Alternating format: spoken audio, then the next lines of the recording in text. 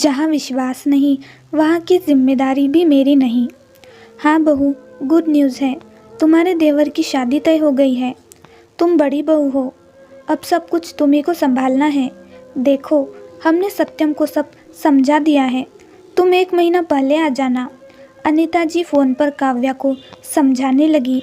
Mummy जी, आपने अरुण भैया के लिए लड़की पसंद भी कर ली और हमें बताया भी नहीं। काव्या ने नाराज़गी जताई।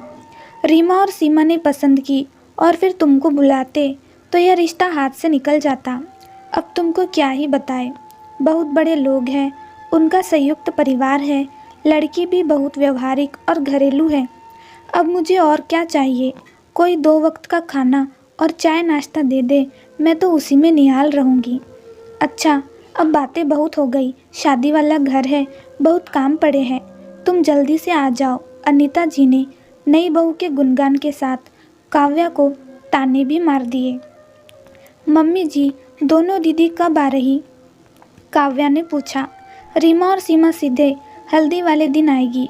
वैसे उन्हें बोल दिया है कि सारी शॉपिंग कर ले। अनीता जी ने बताया और फ़ोन रख दिया। तो क्या कहती हो, किस दिन का रिजर्वेशन करा दूँ? सत्यम उसकी तरफ देखते हुए बोला। आप कब जाएंगे? सत्यम के सवाल पर काव्या ने सवाल कर दिया। मुझे 10 दिन से ज़्यादा छुट्टी नहीं मिलेगी। तुम्हारा अगले हफ्ते का करवा देता हूँ। तुम और मिठी चली जाओ, माँ को सहारा हो जाएगा। घर की बड़ी बहू हो, तुम्हारा फ़र्ज बनता है। सत्यम मिठी को गोद में लेते हुए बोला। बड़ी बहू का फ़र्ज? यह आपने और मम्मी जी ने सही कहा। ऐसा क्यों है कि घर के काम करने के लिए बड़ी बहू की याद आती है, लेकिन घर के फैसलों में बड़ी बहू को ना शामिल किया जाता है और ना ही उससे राय ली जाती है। आपकी मम्मी को बड़ी बहू की नहीं, मुफ्त की नौकरानी की ज़रूरत है।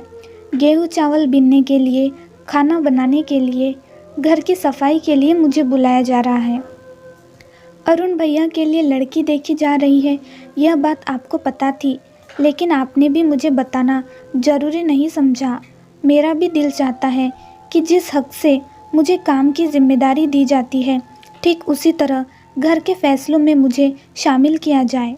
काव्या की आंखें नम हो गई। अब मैं क्या करूं? माँ ने ही मना किया था कि जब तक रिश्ता ना हो जाए किसी को मत बताना, इसलिए मैंने नहीं बताया। सत्यम सफाई देने लगा। किसी को? मैं किसी को नहीं, उस घर की बड़ी बहू हूँ। क्यों? मुझ पर अविश्वास का कारण बता सकते हैं?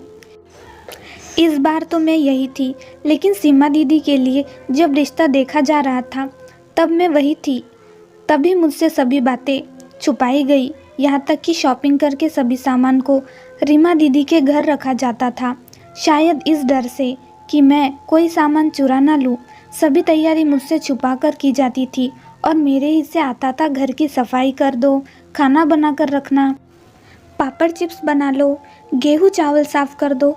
आपके घर में वो बर्तन धोने आती है कमला आंटी, उसे भी मुझसे ज़्यादा इज्जत मिलती थी। उसे बैठाकर सीमा दीदी के ससुराल का बखान किया जाता था। सब बड़ी बहू का फ़र्ज निभाया और किसी ने तारीफ़ के 2 बोल भी नहीं कहे। रिश्तेदारों के सामने मुझे ऐसे दिखाया कि मैं कुछ नहीं करती। अगर रीमा दीदी नहीं होती तो शादी का इंतज़ाम नहीं हो पाता। सबके सामने मुझे कामचोर और फूहड़ बहू साबित कर दिया। लेकिन अब और नहीं निभाना मुझे बड़ी बहू का फ़र्ज। मैं कामचोर और फूहड़ हूँ और वही रहना चाहती हूँ। आपके साथ जाऊँगी और आपके साथ ही वापस आऊँगी। घर की बड़ी बहू हूँ, कोई मुफ्त की नौकरानी नहीं। इज्जत और प्यार अपनापन देंगे तो मैं भी दूंगी, वरना तेरा तुझको अर्पण। काव्या की आंखों में दृढ़ निश्चय देख सत्यम भी कुछ नहीं बोल पाया। 2 दिन बाद अनीता जी का फिर फ़ोन आया, यह पता करने के लिए कि काव्या जिम्मेदारी लेने ससुराल कब आ रही। माँ, काव्या नहीं आ पाएगी।